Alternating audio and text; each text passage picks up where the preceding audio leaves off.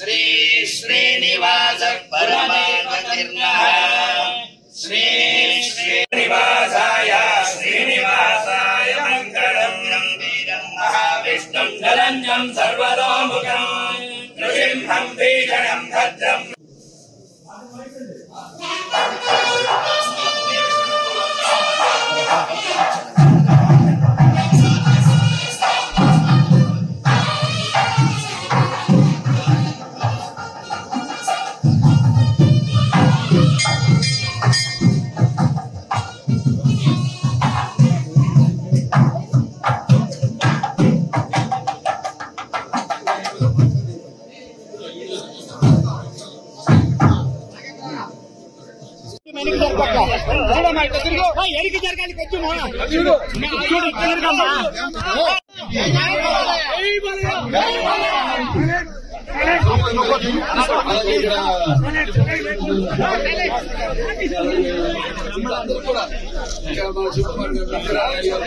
పోరాట సమితి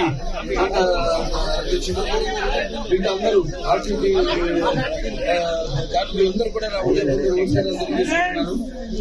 ఏ దేశం చరిత్ర చూసినా మనం ఆ దేశం అభివృద్ధి చెందిందంటే సర్ఫేస్ ట్రాన్స్పోర్టేషన్ వల్ల. సర్ఫేస్ ట్రాన్స్పోర్టేషన్ ఒక మొన్న నుంచి ప్రజలు రవాణా సౌకర్యం కల్పించడం. నా గుర్తు ఆనాడు అటల్ బిహారీ వాజ్పేయి గారు ప్రధానమంత్రిగా ఉన్నప్పుడు మన కాబోయే ముఖ్యమంత్రి వర్యులు చంద్రబాబు నాయుడు గారు ఆనాడు మరి ఒక సంస్కరణ తీసుకొచ్చారు.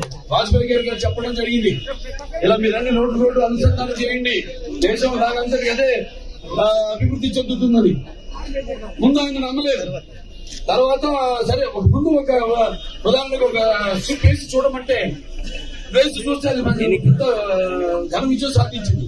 ట్రాఫిక్ అక్కడి నుంచి మొత్తం దేశమంతా కూడా అప్పుడు అవిభక్త ఆంధ్ర రాష్ట్రంగా ఉన్నప్పుడు మరి రోడ్లు అయితేనేమి, రోడ్డు వెడల్పు చేయడం అయితేనేమి, లేకపోతే ఫ్లైఓవర్లు అయితేనే వేయడం అయితేనేమి, బ్రిడ్జిలు కట్టడం అయితేనేమి, లేకపోతే అవుటర్ రింగ్ రోడ్ అయితేనేమి, ఇలా ఏ దేశం చూసినా కూడా వాళ్ళు చైనా చూస్తున్నాం, మన అమెరికా చూస్తున్నాం. దేశాలన్నీ కూడా అభివృద్ధి చెందింది అంటే ఈ యొక్క రవాణా వ్యవస్థ వల్ల. మరి ఆ రవాణాకి అనుగుణంగా మనం రోడ్లు కూడా వేయాలి.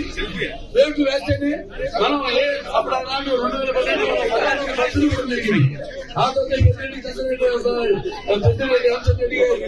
మొత్తం 10 బస్సులు తీసుకెళ్ళిపోయారు ఇక్కడి నుంచి. ఆనాడు కోతులు లేని మనం అన్ని బ్రహ్మాండ లింక్ రోడ్లు, అన్ని బీటీ రోడ్లు అయితేనేమి, లేకపోతే సీసీ రోడ్లు అయితేనేమి, ఎవరికైతేనేమి బస్సులకి అటు ప్రయాణికులకి ఎవరికి ఎటువంటి ఇబ్బంది కలగకుండా రోడ్లు వేయడం జరిగింది. మనం చూస్తున్నాం ఇప్పుడు ఇవాళ రోడ్లు మరి అతివృష్టి అలా ఉడిచిపెట్టడం, వర్షాల వల్ల లేకపోతే అనివార్య కారణాల వల్ల రోడ్లు ఏదైనా దెబ్బతింటే కనీసం అక్కడ గోతులు మట్టి కూడా పూడ్చే పాపానికి పోలేదు ఈ ప్రభుత్వం. దానికే తగిన శాస్త్రం మీరంతా చెప్పారు. అలాగే ఎంతో మంది కించి కూడా బయట రాష్ట్రాలకు పక్క రాష్ట్రం బెంగళూరు అయితే కర్ణాటక గడుతుంటారు, గార్మెంట్ వర్కర్స్ అయితే అలా ఇవాళ చూస్తున్నాం. మన బస్సులు తక్కువ అయిపోయి, ఈ రవాణా తక్కువ అయిపోయి, వాళ్ళ ఎలాగైతే ఆటోల్లో ఒక్కొక్క ఆటోల్లో 15-20 మంది ప్రయాణం చేస్తూ వాళ్ళ ఎంతో ఇబ్బందులు పాలవుతున్నారు. అటువంటి పరిస్థితుల్లో మనం ఆనాడు ముఖ్యంగా ఈ యొక్క ప్రయాణ వ్యవస్థకే ముఖ్యమైన ప్రాధాన్యత ఇచ్చి ఆనాడు ఎటువంటి ప్రయాణ అసౌకర్యం జరగకుండా అందరికీ రవాణా సౌకర్యం కలగజేయడం జరిగింది.